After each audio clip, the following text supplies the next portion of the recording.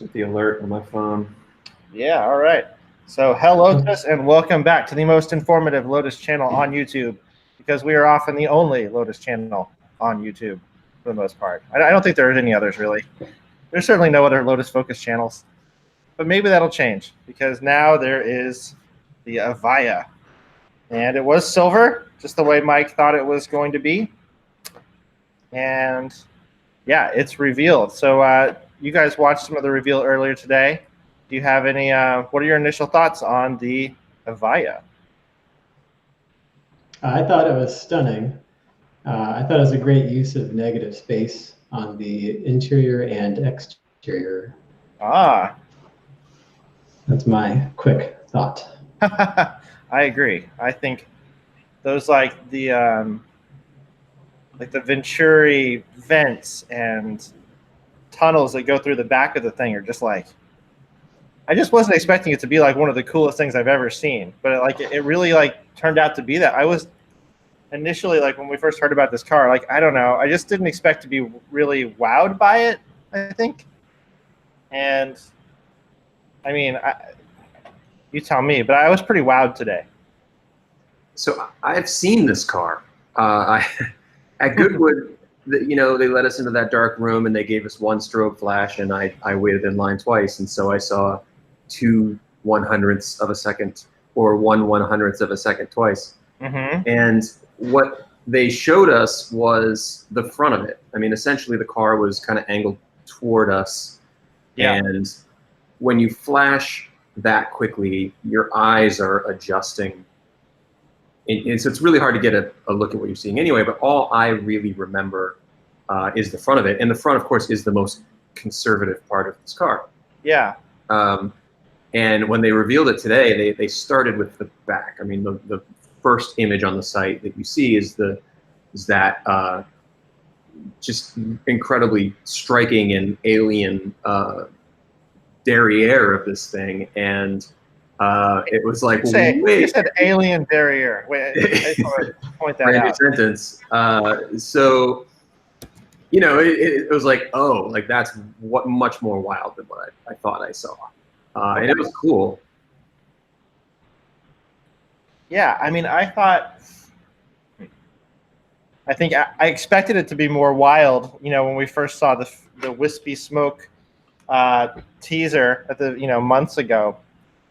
I haven't like laid that picture down on top of the pictures of the actual car to see like how similar are those things, but like the actual car itself doesn't look anything like those particles that we saw in the initial reveal, does it? Like, I mean, that really did not give much away.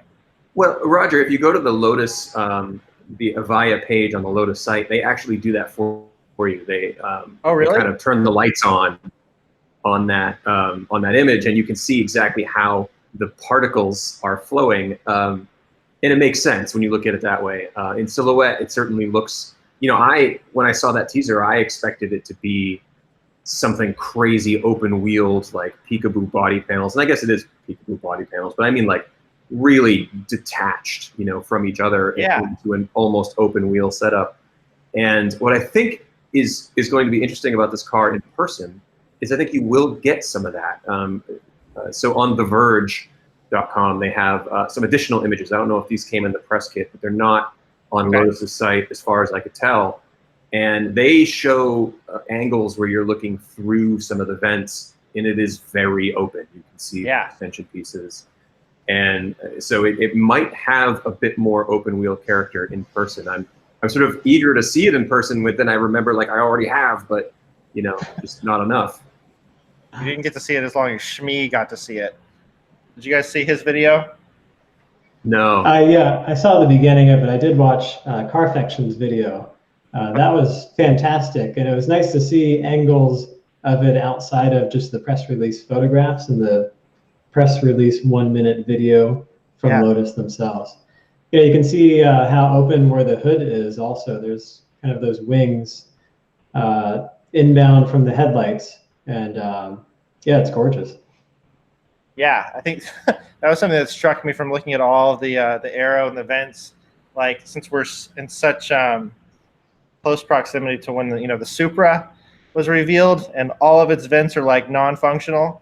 This is one where everything is incredibly hyper-functional. I completely agree with that. I didn't think it was overstyled at all.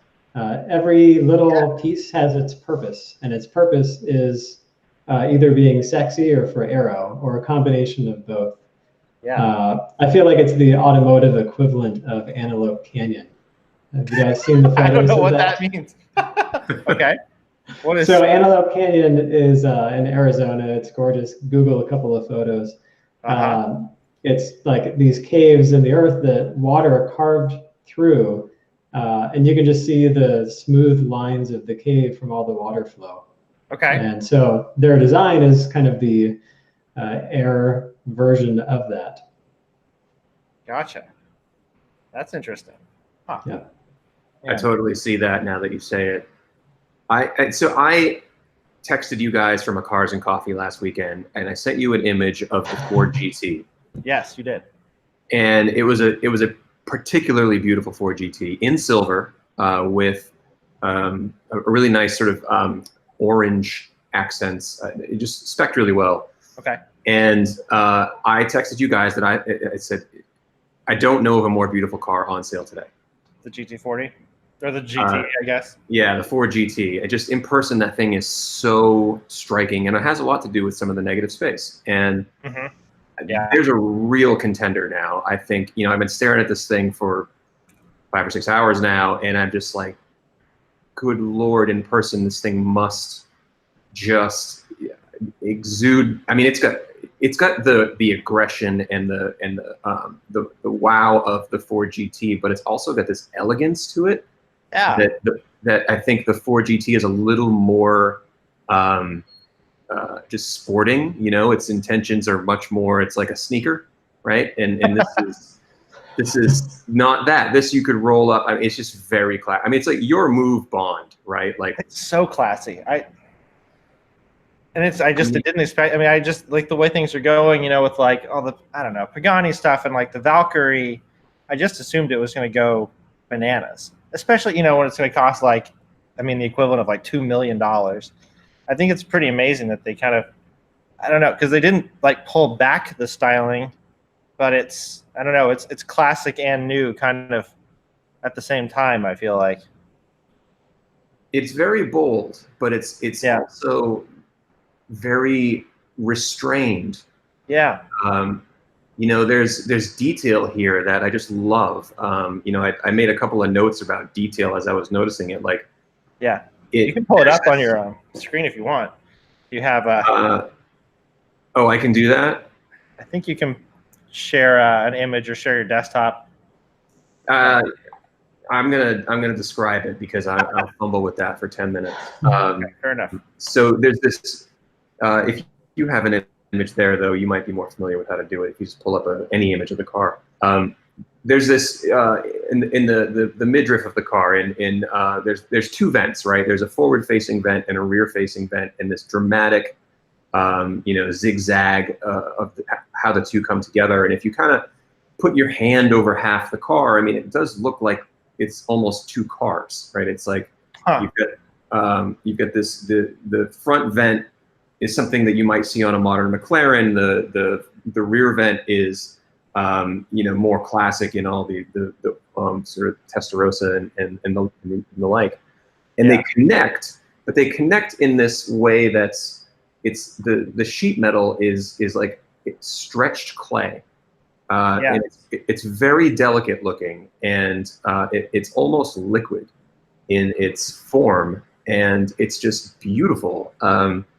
And so that I immediately just noticed that detail, like that the tolerances on that must be difficult. And I'm sure everything is difficult on a $2 million car.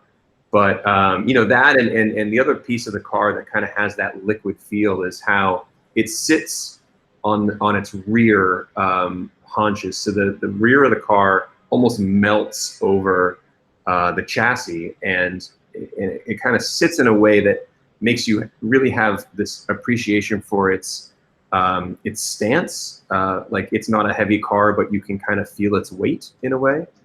And it's just that that melting over what is presumed to be this, absolutely fierce powertrain, gives this impression that the whole thing is kind of fluid, and it's just really striking. It's beautiful. It's not over designed, but there's a lot of depth here. I'm just going to talk real quick to see if this is bringing up the picture. Okay, so that's what I have all of their press images there, so I wanted to bring up what you're talking about. Does this image show that? Yeah, a little bit. If you can get it kind of at an angle on the rear, it shows it a little better. That How about the rear valance kind of, yeah. You see, you've got this like skateboard chassis, right, that sticks out the back, and it's almost like too big for its britches in a way, right? It's like the body is melted over it. Yeah. And that is that's really unique. I can't recall any car, modern or vintage, that kind of melts over itself in that way, and it's really striking. And that's a good image also of where those two vents connect and how thin that connection is. Like you're pulling the clay apart, and it's this thin ribbon that brings the two together. It's very light. And that's a really beautiful nod to their ethos. Yeah, I totally agree with the stretched clay of that and the negative space being visually lightweight. Mm-hmm. And I thought it was great that transpired on the interior also. The first thing I noticed with the interior is the dash. Okay. The dash is just kind of this big halo, and it's open. Does this show it? That this picture I've got pulled up, is this showing what you were talking about? That's a tough one to see it from. I'll have to, when we're chatting, I'll have to see if I can find another image of it. That kind of shows it a little bit, but the entire center of the dash is just open space. I know it. I'm trying to recall. Like, I feel like I've seen this approach before, but I'm not sure where. Mike, have you seen that before? Like that middle section, like where it's raised like that, where there's nothing under it? Oh yeah, the Tesla Roadster has something similar. Did it? The 2.0, the new one. Okay. They've got this kind of angle, and it's all screen though. It's like that's where they're putting a screen interface, but it's got a similar kind of angle to it. Okay. Yeah. So I'm talking about not just the center stack about that being open, but the actual dashboard where the display is sitting. Yeah. It's just this band going across. I don't know how deep it is, maybe 8 inches or something like that. But past that or forward of that is just open space down into the footwell. Yeah. I have not seen that before on any vehicle. That's a strange image too, because it almost looks like the passenger footwell is at a different angle or depth than the driver footwell. So I'm curious to see if that's actually the case. I want to know if I'm the only person. I had no expectation of this car being like, I don't know. I didn't think the looks, like I figured they'd be cool. I didn't think I'd be totally blown away. I thought maybe performance-wise would be like, I feel like they're both the performance and the looks of this car are just like bonkers, Like one doesn't steal the show, or do you think one steals the show? As far as looks or which other part? The performance numbers, because they're bananas. Yeah, they're bananas. Like absolutely. But I have one more disconnected thought. Did anyone think that this car has a bit of like, I feel like with these headlights, it almost has a Saleen S7 vibe, a little bit, in the front. A little bit. I mean, you can point to that. You can point a little bit to, when I was in the room in Goodwood, they illuminated the headlights for a good, minute and a half because the video was playing on the screens and you couldn't see the car, but the headlights were illuminated. Mm-hmm. And I thought, oh, that's Gallardo. I mean, that's how it read to me. Put them side by side and they're nothing alike, but there's definitely echoes of stuff, because I honestly think there's only so many things you can do. I mean, I see a little bit of the Valkyrie in here too. It's a little You know, I keep saying the Valkyrie looks like a duck, but it's a little bit of that. You know, I see kind of similar forms here as well, and so you know, the front, there's aerodynamics and there's safety regulations, and these supercars are very low slung, and I think that, you know, there's you end up nodding to things maybe without meaning to. Yeah, it's like, I also feel like it's kind of hard to do a hypercar supercar now that does have like a distinct, I don't know, body language that doesn't look generic, you know. And I feel like this does not look. I mean, it has like a McLaren kind of thing, but it's different. I mean, just looking at that picture, I mean, the proportions are just perfect. Yeah, they're amazing. It's mind blowing to me. The whole thing. I want one so badly. And like, something as simple. I mean, let's just look at the belt line, how it starts at the nose, right, and it just continues all the way through to the rear of the car. I mean, you don't even see that anymore. That simplicity on these really stylized hypercar designs. I mean, that elegance of a single pen stroke is sort of lost these days, and it's here, but there's depth as well, and it's just, you know, like I said, I've been looking at it for hours, and I keep finding more to notice, right? Like I'm convinced that there's a lotus flower on the back of this thing, like the silhouette of a lotus flower. Like that cannot be a coincidence. And so there's just these little touches everywhere, and to do that without over designing I mean, it's really an achievement. Yeah, I think I expected over designed. Dan, were you about to pop in? Yeah, I think I was just reviewing photos again. Mm-hmm. I think it's interesting how, you know, they're able to get around crash structures and what regulations are like now for vehicles versus, you know, when our Elise came out, which we can't get in the US anymore because of regulations with headlight height. Right. I wonder if that's part of why headlights are more vertically oriented now than they had been. You know, you look at some of the newer Ferraris, and their headlights are much more vertically oriented than they used to be. But do you think that's to get the right height? I don't know.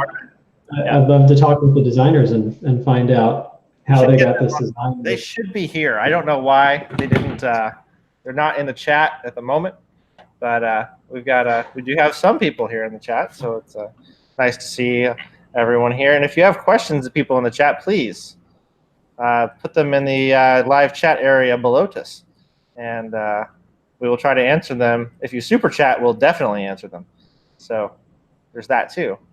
And all right, we got 8 people watching. So let's, before we get too much further, like, so what do you guys think of the specs of this thing? I mean, 2,000 horsepower.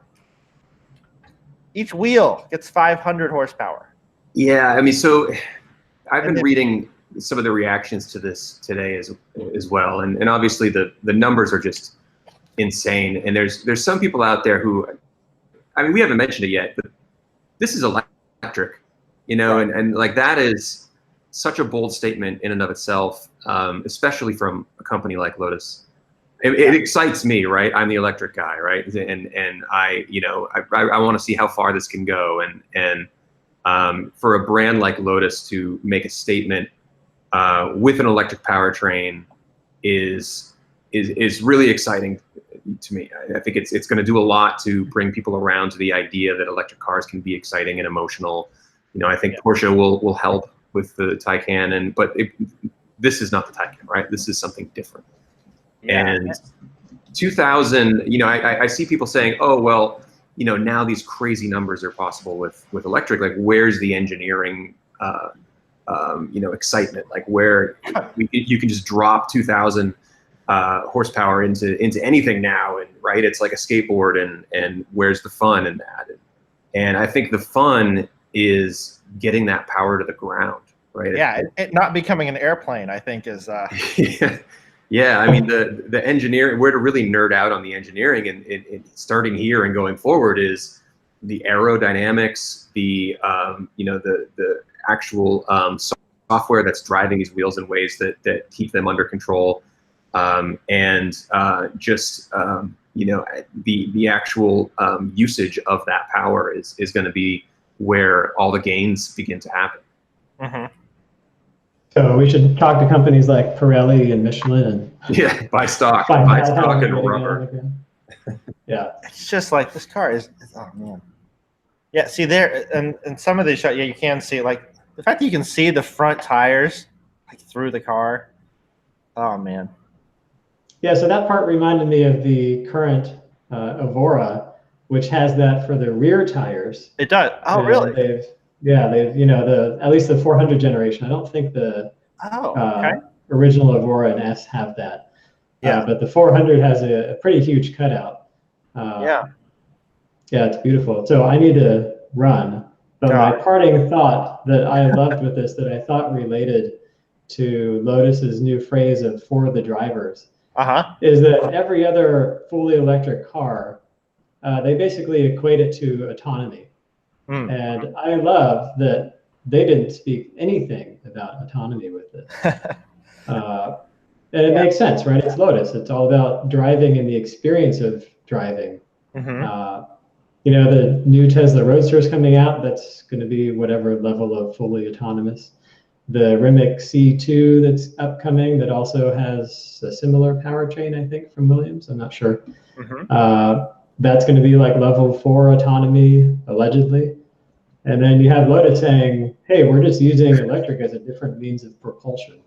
And the driving is still going to be done by you guys and all of the excitement that comes with that. I mean, 0 to 300 kilometers an hour in like 8 seconds. Can you just imagine what that's like? So I did a quick Google search of that. Okay. And you know how reliable the internet is with search results. Yeah. The top like 4 or 5 were either like LMP1 cars or Formula One cars. Yeah. That was basically it for the list. At least for the under 10-second list. Then once you get above 10 seconds, then it's whatever else. That or that, like to 300 kilometers an hour. Yeah, and even the Rimac C2 allegedly, I'll put in my notes here somewhere, is going to be 11.8 seconds. Yeah, it's just. And that one has a 120 kilowatt hour battery. So it's interesting what they're doing with the different battery technologies. Yeah, I mean that's something I don't understand all that well, but Mike does. And well, thank you for your parting thought, Dan. And I'm sorry that you have to go and be in beautiful California, as opposed to hot and steamy Massachusetts with no redeeming qualities. But well, thank you for joining us, and we will we'll get you on here again soon. Sounds great. Thanks for having me. Thanks. All right, take care. See you guys. It's interesting, Mike, because like it's true that while Lotus hasn't done anything really electric before, they were at the forefront. I mean, they did help Tesla get the Roadster off the ground initially, and now we're here. And yeah, I guess one of the people Robbie in the comments here has mentioned or put forth the question. It's like, I'm wondering if it's faster than a Tesla Roadster. And like, I mean, I'm sure he's talking about 2.0, and we don't really know yet, but I can't imagine it'll be this fast. I mean, that's not really what Tesla's trying to do, right? I think Tesla will. I mean, the Tesla has been quoted at being an under 2-second car. So Elon has recently bumped that up a little bit, but he's always said that those numbers were the base car, and I think he's kind of hinted that the SpaceX cold thruster package would make it do some pretty I forgot about that. physics-defying things, but the Tesla is not a well.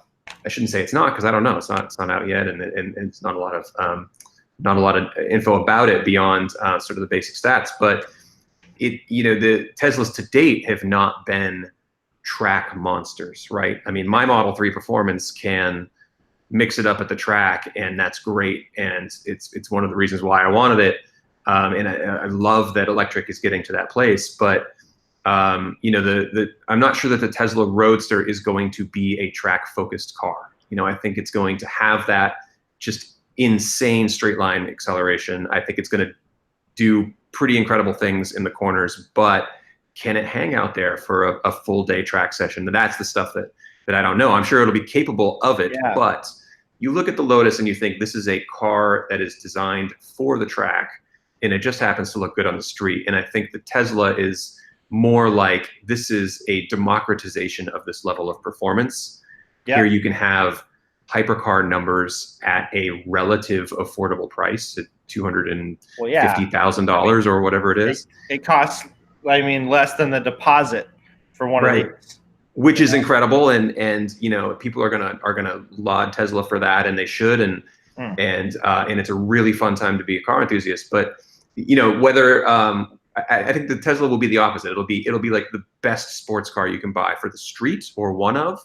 And then I think the track will be its novelty. You know, it'll be able to go and mix it up with these cars at the track, but it's not going to be a track-focused car. And so, you know, what is a track-focused car? I mean, there's a lot of little things. I think when you're talking about these levels of performance, you're down to the little things. It's the final 1% of stuff that starts to make a difference. But you know, it's a difference in philosophies, I think, is my point. Yeah, no, that's a good point. I was just so I noticed. Go ahead. Sorry, I didn't mean to interrupt you, but to finish the thought, there was a moment in the reveal video where they were talking about how a tall guy could sit in the Lotus and still have room for a helmet. Okay.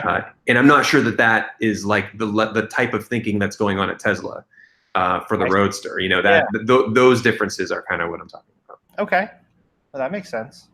I think you know more about this than me, because I admittedly know very little about it. It's not because I'm not interested in the electric. I just don't know a whole lot about it. And I read the entire press release, which was pretty lengthy, in preparation for making some other videos. And in that, it talked about, so I didn't actually get to see the reveal today, like live, like everybody else did, because I'm a loser. But I think they talked about it being able to go like full, I don't know, whatever, like balls to the wall for 7 minutes on the track. Like for cars, I mean, where does that place it, like amongst its competition or anything like that? It's certainly among the best. I mean, with Tesla, I mean, Tesla's the best in the game at batteries, right? I mean, they're just, their powertrains are proving to be just more efficient. They're getting more out of them. They're clearly the leader in pack technology at the moment. But you know, who knows where anybody's going to be in another 3 or 4 years? And I think the Lotus, they said they're going to start building these next year. The Roadster 2.0 is on a similar timeline, we think. And so we're light on details about the pack technology and the Roadster 2.0, and that'll have implications on you know, how long it'll be able to mix it up. You know, my Model 3 Performance can go out and do 30 laps at Lime Rock. It starts to fade, you know, at you get to half battery. You only have your sort of peak performance for the top 20-30%, if that, and then you start to get a little bit of fade.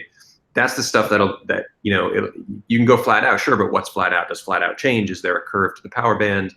You know, are these things going to manage their heat well? I see all these vents, and I think, yeah, probably. Got a lot of vents. It has a bunch of radiators too. Yeah, and it sounds like Lotus is pulling in drivetrain help here. So you know, there's time will tell. We know that the VW IDR goes real fast, right? And so I would expect this to sound similar and look similar out there in those speeds. But how long it can mix it up, I don't think anybody's really answered that question yet, like in practical reality. Yeah. I mean, it's just hard to get my head around. I have no concept of how fast this is. You know, it's just like, I mean, almost 200 miles an hour in 9 seconds. So here's the other question I have, and it won't have a solid answer for a while until people start taking this thing out. Is this is for the drivers, right? And as Dan was mentioning, there's no mention of autonomy here.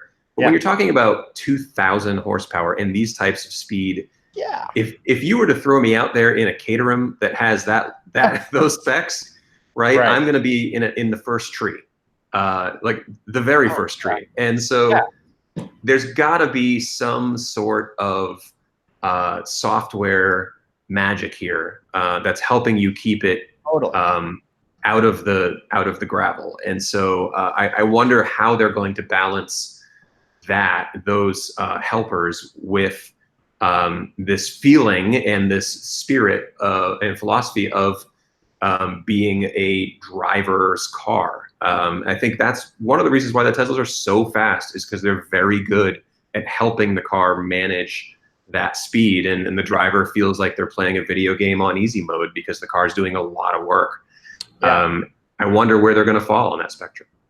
I mean, there's got to be a lot. There's just it's such a ridiculous amount of power. I mean, there's just no human driver without aids. I mean, even with it has nothing to do with the driver, even really, right? Like just trying to get that kind of power to the ground, like you have to have software to do it, right? It seems impossible otherwise. I know in the press release they did talk about torque vectoring and things like that, but they didn't go too deep into what's there to keep you from being dead. Like aside from there's stability control and all that kind of stuff like you would expect.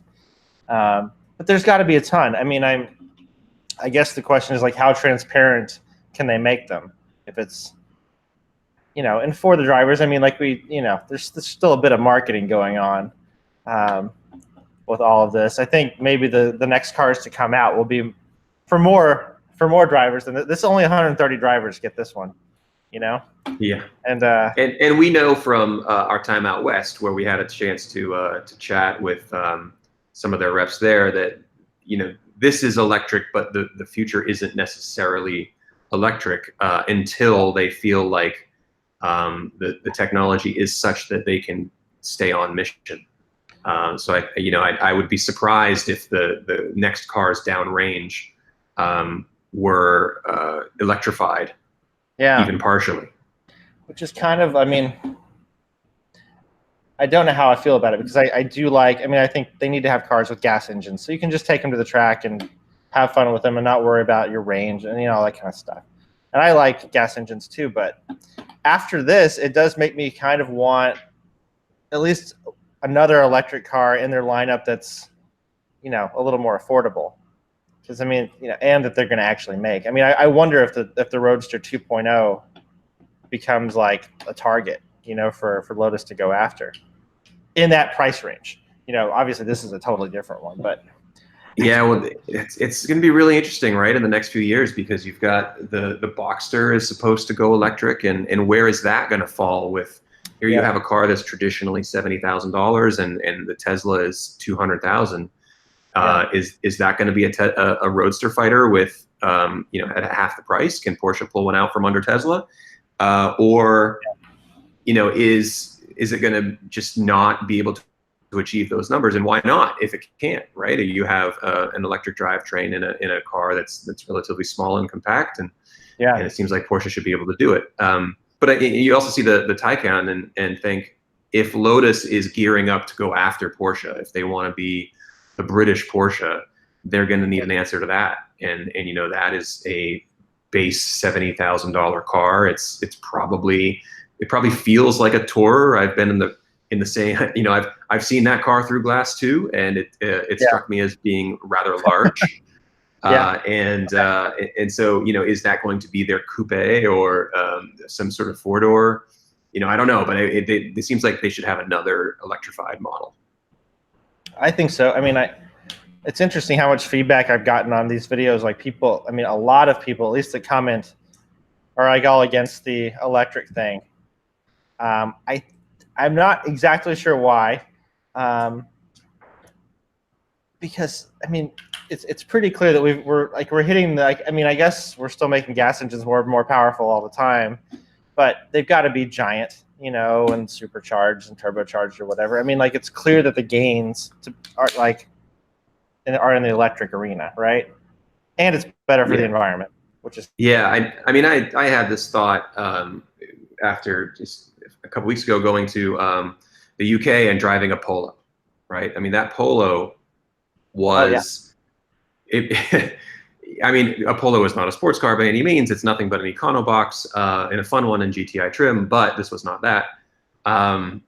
So the Polo was just neutered in every way. I mean, here we have a tiny engine that is, it doesn't matter. I mean, it's a manual gearbox, but it doesn't matter what gear you're in. They all feel like fifth. And so you're going from one to second, fifth, third, fifth. And the thing just is anemic. And so then you stop, the engine shuts off at every stoplight, and it just feels like we're doing everything we can to starve the gasoline engine. And we're doing this because we sort of have to right now, right? And so then I came home and I got in my Model 3, and it was like warp speed and no compromise, no impact on the environment or my wallet. And so it just feels like we're at the end. We're in this transition point where there will always be a place for this gorgeous engineering exercise of a beautiful ICE engine car, but let's go explore that other thing. It's a completely green field, and there's a lot of fun in that. I mean, like, this is their first hypercar. Like, they have not had that much time to do this, and like, obviously they brought in help from people who really know what they're doing as far as the powertrain. But I mean, their first offering is just mind blowing in terms of its numbers. Just like, I feel like there's just so much.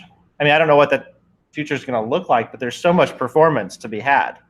Like, all of the gains are electric. They're just. I don't know that human drivers are going to be the ones to. I mean, I think eventually we start to reach the limits of like what a human can manage, right? So we're going to start watching like robotic. Where's Dan? Dan gets really heated about this situation. But I mean, like, you do. I mean, like, we don't need anything more powerful than this car, right? I mean, like, no one person who needs more than 2,000 horsepower in a car like this. But we're going to keep going, and there's going to be more and more and more, and it's like.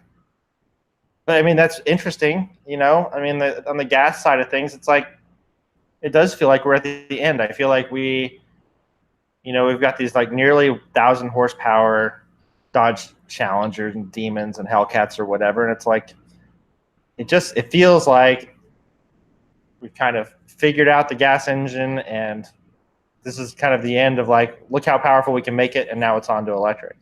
Well, I mean, you have an interesting experience recently, right? I mean, you drive an Elise, you operate the most informative Lotus channel on the internet. That's and right. With 10 viewers. That's right. And Actually, we got and everyone appreciated. And you have recently had the opportunity of driving my Model 3 Performance for the first time. Yes. And so did you feel like that was an appliance? I mean, what was your reaction to that? Oh, man. No, I definitely don't. I mean, just fast. It's cool and interesting, and it's just a different. I guess the reason that I resist when people get really bent out of shape for one reason or another is just that, like, there's no reason that we can't have both, that they can't coexist, like that it has to be one or the other.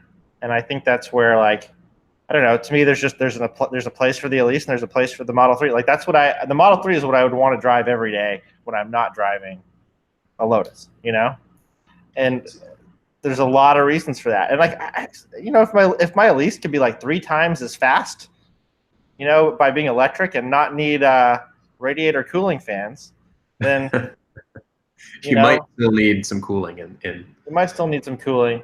I mean, I think I don't know. I think it all gets tied to, like, the fact that we're, there's fewer and fewer manual transmissions and all that connectedness. I think that people are worried that we're about to lose. But we won't. It'll always be there. There's going to be ways to get that. I mean, there'll be ways to fake that experience. I mean, people aren't buying manual transmissions. I mean, that's the whole reason we're not seeing them anymore, right? I think, I don't know. If anybody's really selling them, Lotus will. This is one of the really interesting points I took away from Goodwood is, here in the States, we feel it. Lacey drives a Volt, right? And so you get a little bit of this maybe. There's this tension between what type of propulsion your vehicle has, right? Yeah. It's like there's this culture war between the two, and there's been gains made on the electric side, but you go to Goodwood, and the thing that struck me was, first of all, out in the display houses of all the manufacturers, they were very proudly trumpeting their electric vehicles. It was definitely a very common thread running throughout the festival on the consumer side. And then you go into the paddocks, and what you see is a celebration of everything.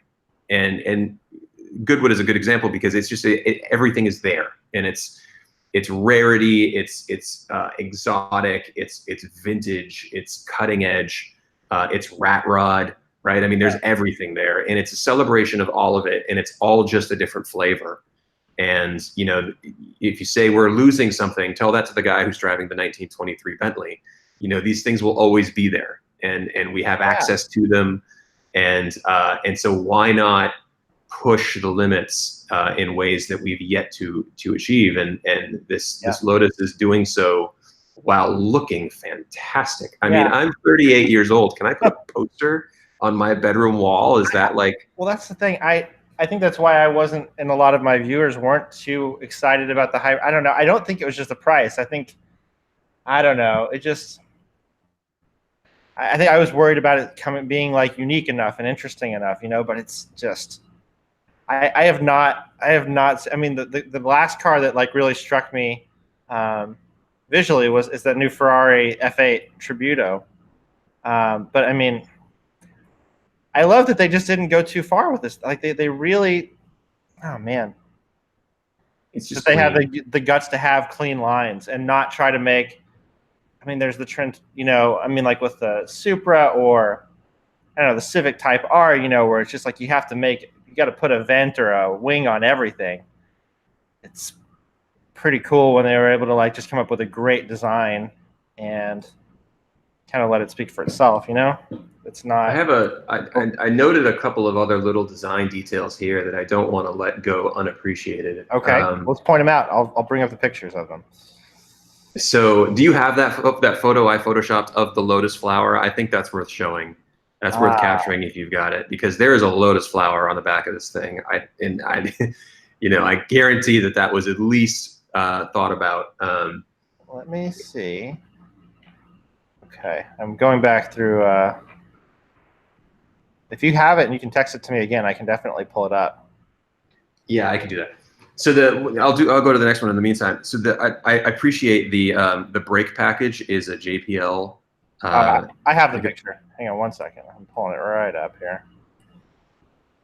Okay. Yeah. See that? You've got the petals, the petals of the lotus flower on the back of this thing. That is very interesting. You're right. That's not coincidental, is it?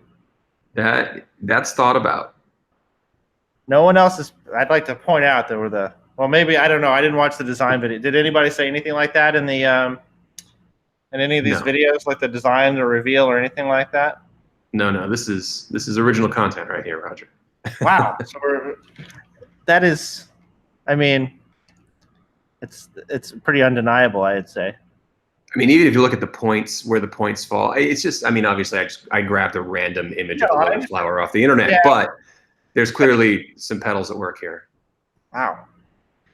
Yeah, I was not expecting to like this thing so much. And the other thing I love here, while we're focused on the back of this thing, is because of that liquid metal kind of feel to it, when those lights are on, you see it in some of the other images, the lights swirl around that bodywork. Really? The reflections really kind of dance around. And it happens with the Lotus too, where when the Lotus is lit up, the Lotus, yes, here you see the light is bending around. Yeah. And just doing really interesting things. And what that says to me, like what that reads to me is like when a jet engine is firing and you get the heat waves, right? You get this distortion. Oh yeah. there's hints of that going on here, where it's just nodding to this power in the back of it. No, they described it as. I mean, they in the press release they said it's meant to make you feel like it's a fighter jet in the back. Yeah, I mean, it's clearly they got the afterburner thing going, but even the way the reflections add to that, yeah, I think is really interesting. That is interesting. And then the Lotus itself. So good. Like, what am I supposed to do? I can't buy one of these, Mike. Like, unless we need. So I have 10. We have 9 people. We need everybody to. Well, you can't even super chat. Like, what do we need? I need 25 grand a piece. We'll all split it and share time, right? We'll all make a pact right now. So the Lotus emblem. This isn't the one. The one that's on the back. Yeah, hang on. Let's see. There is another one. Well, I'll go ahead and pull up this one. Yeah, this image doesn't show it, but it happens in some of the other videos that they've released, where the Lotus, that's so far inset that the lights of that lit emblem reflect above and below it. And it creates this echo where, it's sort of referring back to it, right? It's like it's drawing your attention back into the name. And it's just this playfulness with light in a way that like is weightless, right? Because a reflection has no weight. And so the more you can use reflections and play with light to do these things, it's you don't have to add something to the car to make that happen. It's just really well done to me. Oh man, it's just stunning. And then the brakes have the JPL look, which I thought was a nice little touch. Oh, do they? Okay. I'm just looking at the back. I mean, you're absolutely right. That is 100% a lotus flower in the back.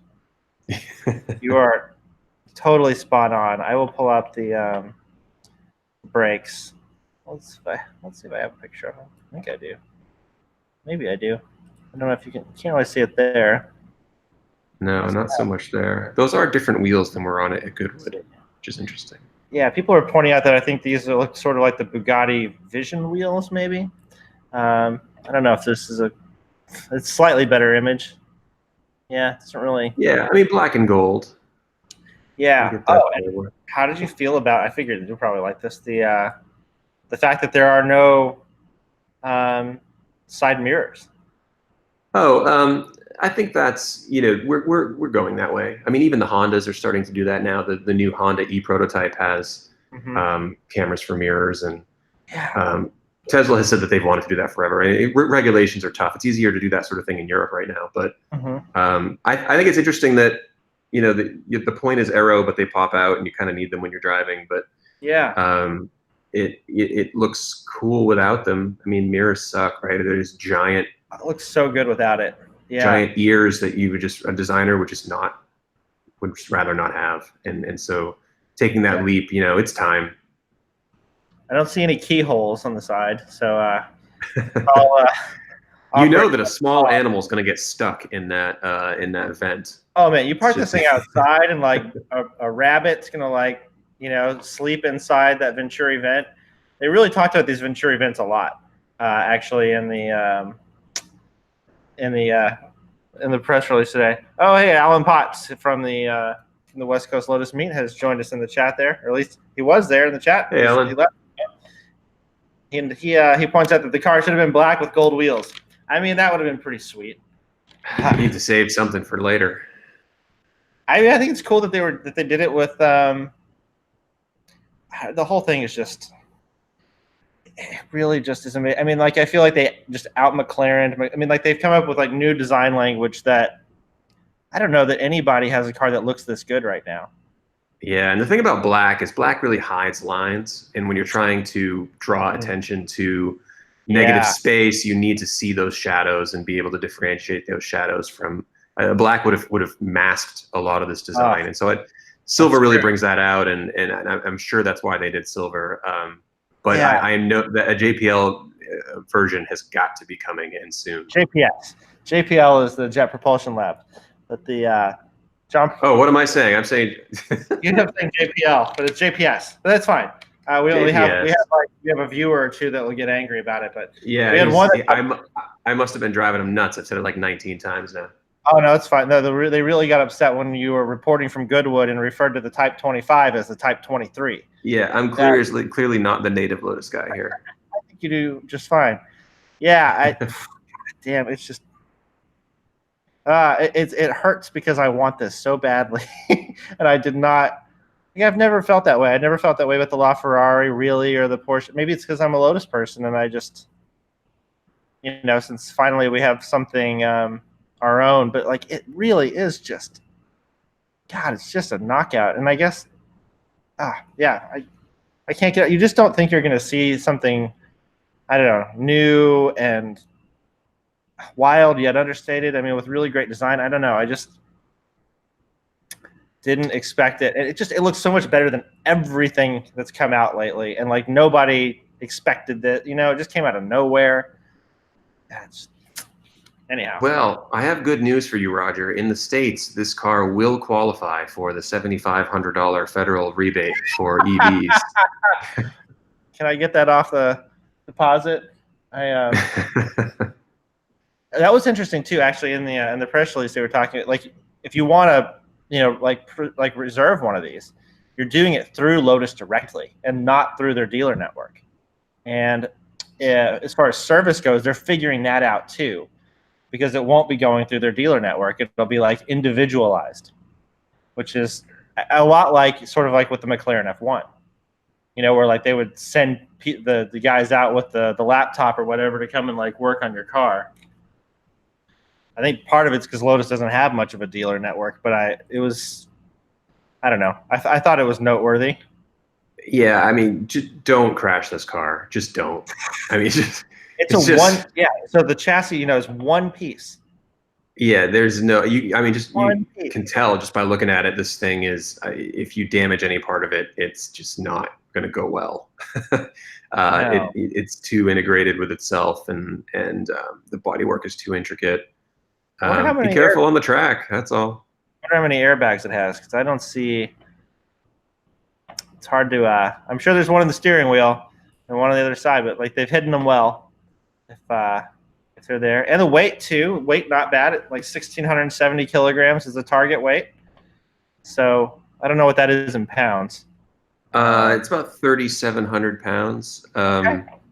It's good for electric. It's about the same in the ballpark of the Porsche 918.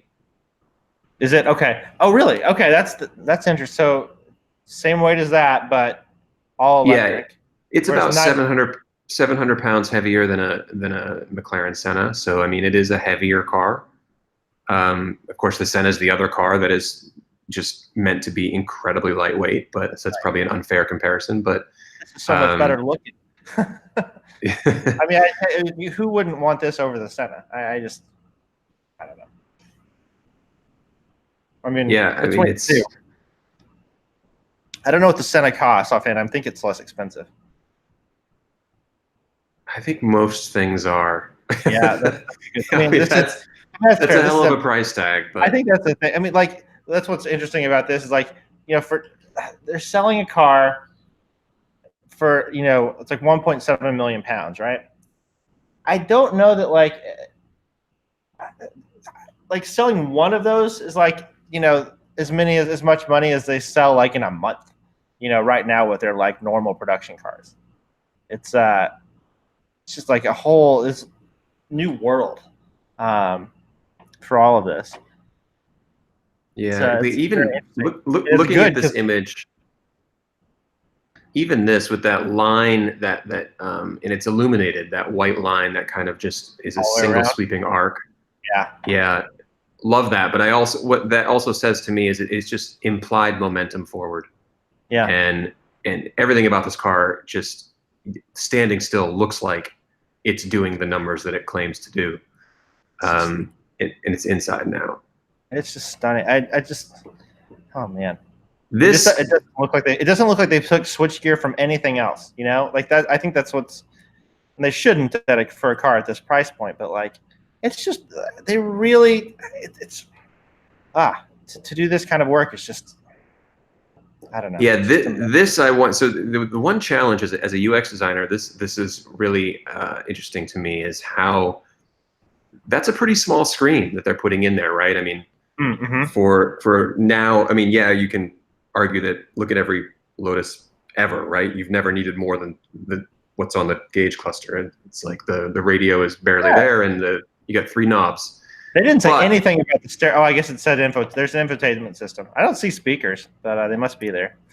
Well, the knobs that you get on an Elise, you're gonna get 3 knobs, right? But they give you visual information about what the temperature is, and I don't see any trace of that in the center stack there. So what that tells me is that, I mean, unless those buttons are capacitive screens, but I don't think they are. So it does. I feel like they kind of give an indication of that either with a temperature readout or something in the button, and they don't do that. But that puts everything into that center screen, and that's just a lot of visual information on that much real estate. And so I'm curious to see how they handle that. And then I'm also already seeing that the top of that steering wheel is blocking a little bit of that screen, which is one little pet peeve that I always have, because you know, when people complain about the Model 3 and its center screen, I say, sure, it's something to get used to, but my God, it's the only car I've ever driven where my steering wheel doesn't block my visual information in front of me, and I've gotten to the point that I just love that. And I can see this, especially with this truncated wheel here.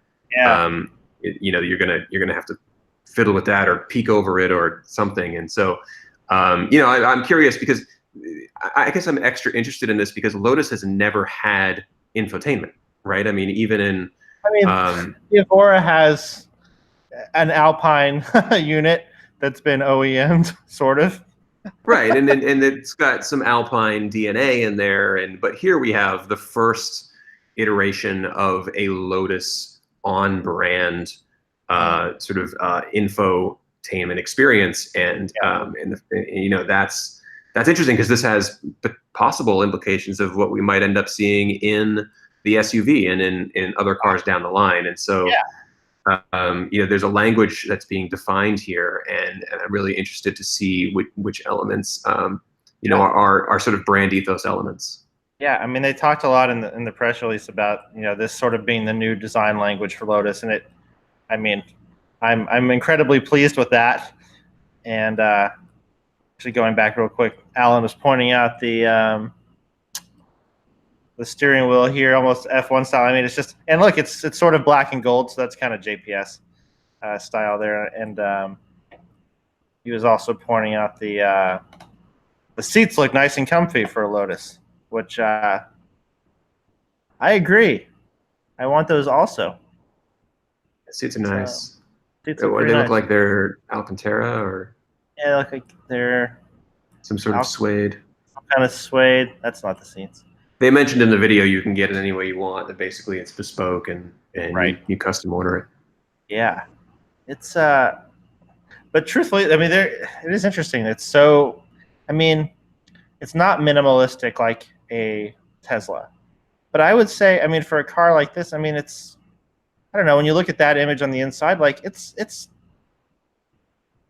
not far off, right? Or do you find it just do you find it too busy? Oh, I don't find it busy. So this image actually gives me a little bit of hope about that steering wheel thing I was talking about, because it looks like the wheel might be low enough that you can kind of see over it. Yeah. But I kind of like the honeycomb detail.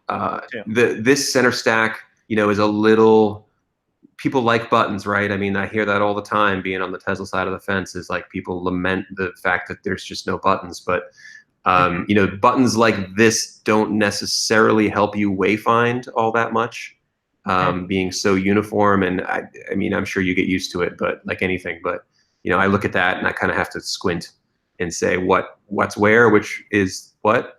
But this is the kind of car where I'm sure there's some level, you know, even though that we're talking about no autonomy or anything like that really being trumpeted here, I'm sure there's some level of autonomy when it comes to like what temperature do you want it, right? So you're not going to fiddle with that stuff all that much.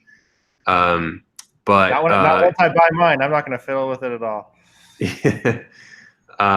You know, but I just I'm eager to see how they take that honeycomb, if that becomes a thing that trickles down the line. And I know that we haven't pulled up the picture of the pedals. It's on the pedals Yeah. as well. Get a. I don't know if I have a shot of that or not. Oh, let me sort of see them. Yeah, I mean you can. Yeah, it's a I like nice it. I mean, detail. it's cool. I like it because it's just refreshing. I mean, I really think they just threw down here and just. I mean, this is going to be. I have a feeling this is going to be like car of the year for everybody, you know, and just. At first, I wasn't sure what this was going to mean for Lotus, but I really think that this is going to make for a very exciting next few years. At least I hope so. Yeah, I mean, I want to see some of this stuff trickle down. I mean, Yeah. this is the really fun part, right? Is like, what from this comes down the range? Like, Yeah. if this is the Halo car, I think that, Yeah. the downrange we start to see some peekaboo panels, right? Like maybe some vent that is you can spy a tire through, or like something like that. I mean, could you imagine? Yeah, it's like could you imagine if this if the Elise, the next one, was just like a small version of this? It might cannibalize all 130 sales of this. That's a joke, but the dash. I want to see that dash in every car Lotus makes, just like that. That really just barely there. And I'm not talking about necessarily the screens or the buttons or anything. Just the single plane dash with the tacked on vents, like that. That is a brand. At least doesn't have much of a dash. No, but I mean, even this, like you can, if you were to sit in that passenger seat and lift your foot, you could put your shoe up through that hole, right? It's like that level of simplicity and minimalism. I love it, and I hope that finds its way down the range. And I don't see any reason why it couldn't, really, as long as you can stuff an airbag in there. So weird that this is going to be I don't know, like these cars might be good cars, like the Lotus has always been kind of quirky and a little bit problematic and like maybe lots of trouble, usually serious. I just but maybe that's, I mean, I don't know. It's hard to get my head around like Lotus becoming this. I guess it'll be sort of sad in a way, but awesome in a way because they've just been hanging on by a thread for so long. You mean it's like when the Boston Red Sox started winning all the World Series, they were no longer the underdogs? I think that it's like that a little bit. Yeah, I mean, like I think we all kind of like the fact that Lotus is a little bit of an underdog, but that makes something great that is unique. But that really hasn't stopped. I mean, so having I think that's probably where people get hung up is like the whole, like a hypercar is just sort of antithetical to the whole notion of being, a brand that's, can just barely hang on and they're hand built and, and I don't know, and that they're an underdog. Because now there's like, I mean, I can't imagine there's anything faster than this right now that's going to be like a production car, right? Like this should smoke all of the existing hypercars, I think. Yeah, I mean, it's going to be interesting. Those numbers are insane. I'm just really interested in where this goes. Like, I want the eventual Elise. Like whatever that car is going to be. I know you just released a video saying, "Will there ever be one?" Mm-hmm. I hope so. Looking at this, I know. If they're going after Porsche, they're going to need a Boxster fighter, and I want that car. I want that car. If it's got 10% of the elements of this car, I want that car. That's the thing. I mean, I just love the new design language, and I think, it's. I wonder if this is going to finally move some Evoras, because they can't sell those to save their life. There's like 20 of them on Auto Trader that are from last year that they're like marking down like 20 grand to try to move them, and like, yeah, it's like they're putting big rebates on the Evora, like the new Evora 400s, especially ones that are in dealer inventory. Like, it's a really cool car, but like, I mean, most of the world doesn't know it exists, and it's also a weird time to buy it because I kind of think it's probably near its end of life, and there's something new coming, So I don't know. Yeah. But I also think the Evora, we may look back and be like, oh man, we should have bought an Evora when we could.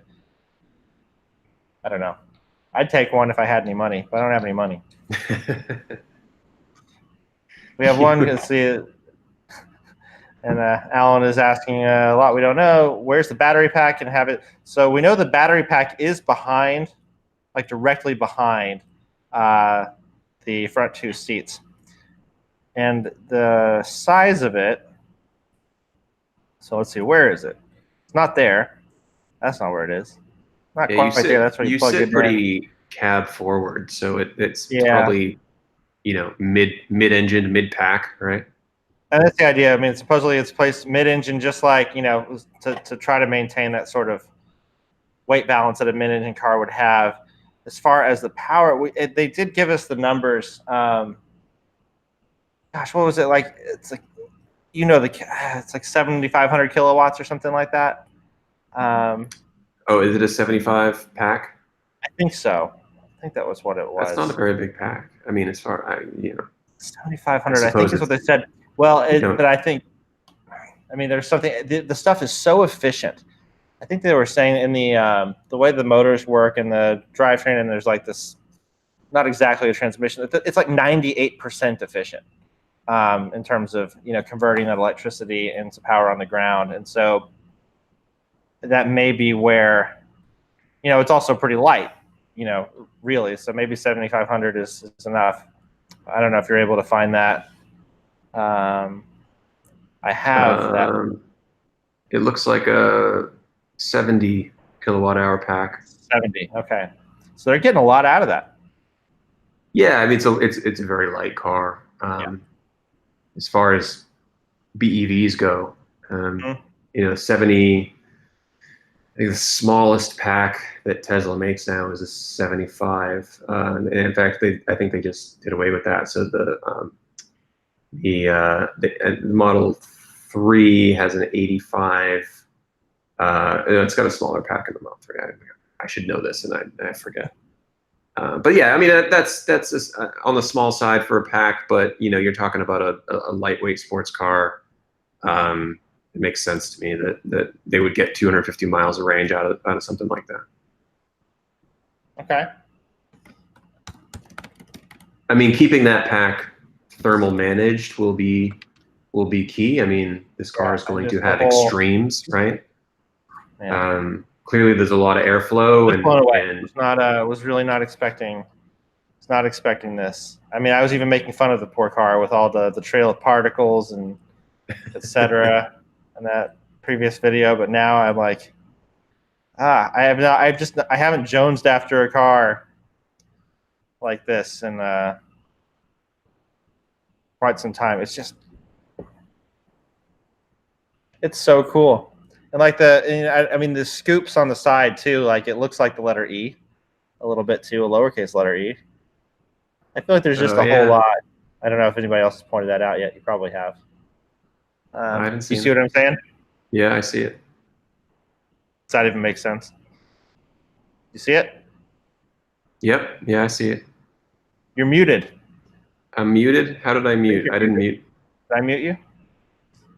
Did you mute me? I'm not muted.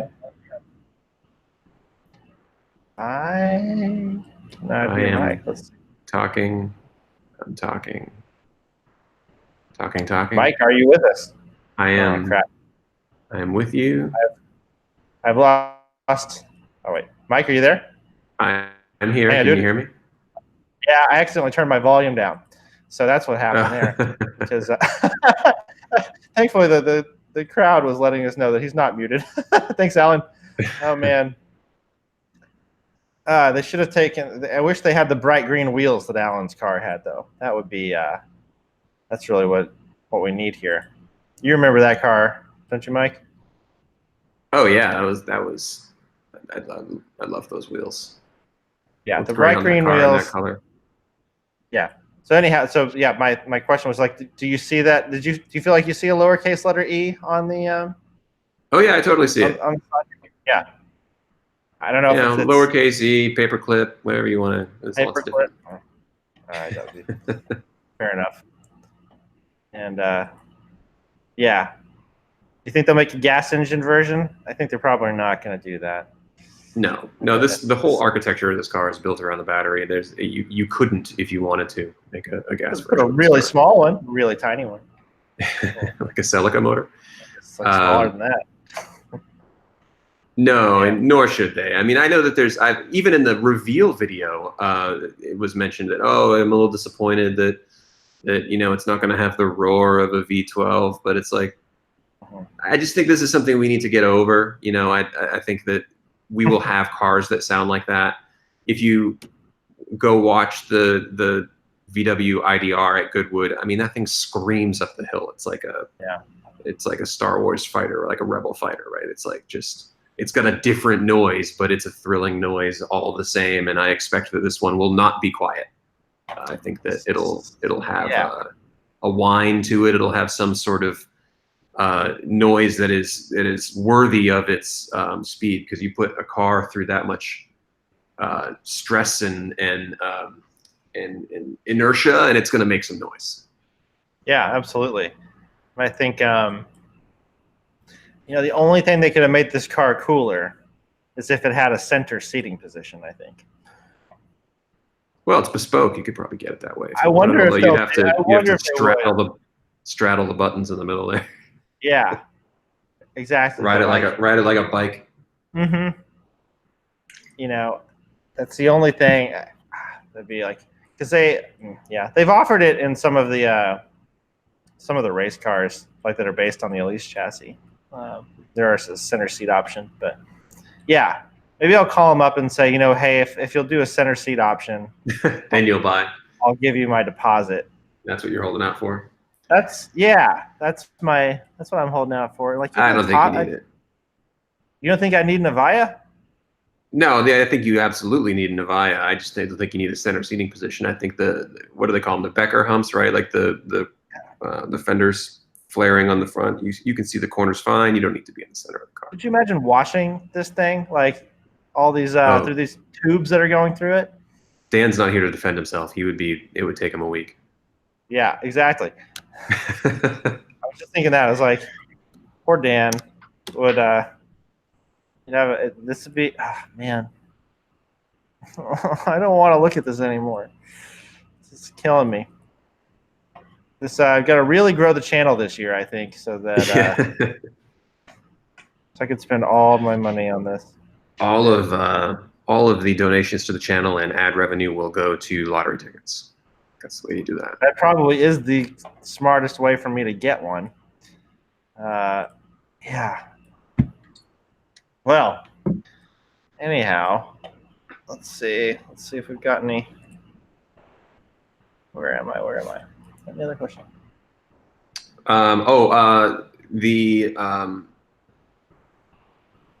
Alan says we could Alan thinks we could put a T5 motor in the back of this thing, a nice Volvo engine. I'll tell you what we can do is we can put propellers in the back of this thing, and you get that new submarine for Bond. I think a jet engine is just the way this. I mean, they're fusion, and yes, they are giant carbon ceramics, Alan. Yeah, 20-inch wheels, I guess, in the front, 21 in the rear, and I mean, yeah, it's one of the funny things that happened at Goodwood was they let us into the Lotus experience, right? We all line up. Mm-hmm. We go into this dark room, and the guide, the Lotus rep who was there, who was kind of coaching us on like, okay, this is what you're going to see and what to expect, was like, and everybody show how much you love it, right? And I think they were looking for a round of applause, and we saw the video, and the lights came on, just flashed, and everybody saw the car, and it was just silence. And really? They opened the doors, and they were like, oh, come on, no reaction. And it's like, they were clearly very excited about the design. They've seen it, and they've seen it from every angle. And we only saw it for a moment, and we saw the front, and the front's, the most conservative part relatively. And I think it was like, if we had seen it for 5 seconds, 10 seconds, there would have been applause. I mean, it's that level of design, but it was like not quite enough. And so everybody kind of walked out in stunned silence, thinking that they saw a good looking car. But and they were right. Yeah, but it was fun. It was fun to go through that. Pretty cool. Well, I think for tonight, unless you have any other parting thoughts, I think maybe wrap this one up. And We'll have another video. Well, I have a bunch of them actually coming out, just going in more detail for, on the Evija, since this is the most informative Lotus channel on YouTube. And that was just for those of you who don't know, that was someone making fun of me once by saying, it's a good channel, not the most exciting personality in it, but most informative Lotus channel on YouTube. So we're going with that. And I would like to thank. But I think most of tonight was an opinion piece, Roger. No, I mean, it was. It's just a kind of reaction thing, but it's super cool, super exciting. It's fun to feel this excited about something that I will, probably not own for a while. I don't know. It's been a while since a new car came out that I was like, wow, I gotta have that. We'll see one next year at Goodwood. I'm dragging you to Goodwood. Okay, you can drag me to Goodwood. We will go. We will definitely go next year. So, all right. Well, I think, if you have any thoughts or comments, leave them in the area down below this. And as always, live long and Lotus. And thank you for joining us, Getaway Driving, Mike. And we'll chat soon, all right? All right, later. Good night.